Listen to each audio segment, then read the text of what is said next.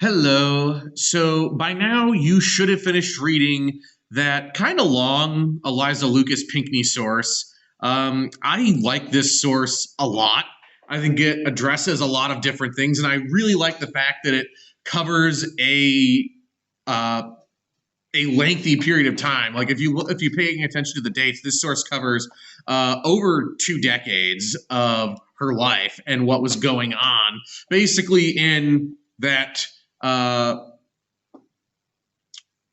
towards the end of the period of what we call the period of salutary neglect, where basically the period where British North America really kind of had a lot of independence from Great Britain, simply because the British government didn't take as central a role in governing the colonies. The Pinckney source really kind of covers the end of that era.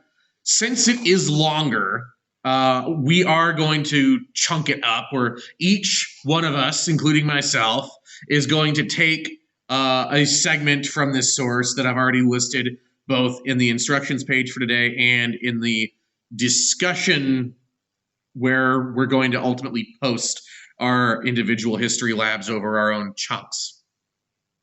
And that way we can still cover the entire source and give it the in-depth analysis and evaluation that I feel that it deserves, while at the same time not having to spend, while at the same time not overwhelming ourselves by having everyone do everything. Because as I said, it's a lengthy source. It's pretty long.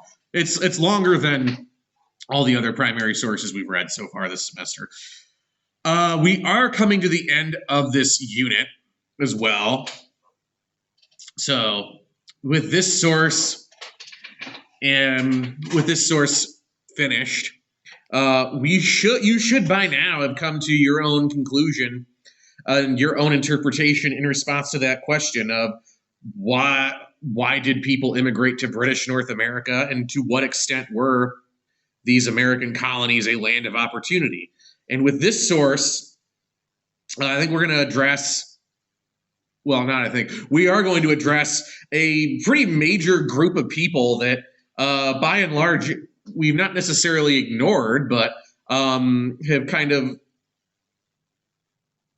glossed over. And that's women. We really haven't looked too heavily at the role and the lives of women in British North America yet.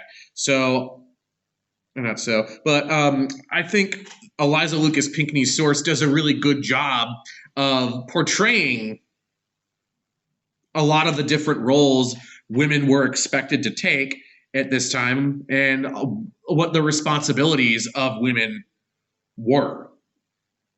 Now there are a couple of, again, caveats to that. Again, take into account that she is the daughter of a planter and eventually the wife of a planter, and so as a result of that, she belongs to the upper class of Southern society. But she still does it still does a good job of showing us and illustrating what the lives of women were like at this time period. So I look forward to reading your takes on this, which should need to be posted by Sunday. And yeah, have a good weekend, guys.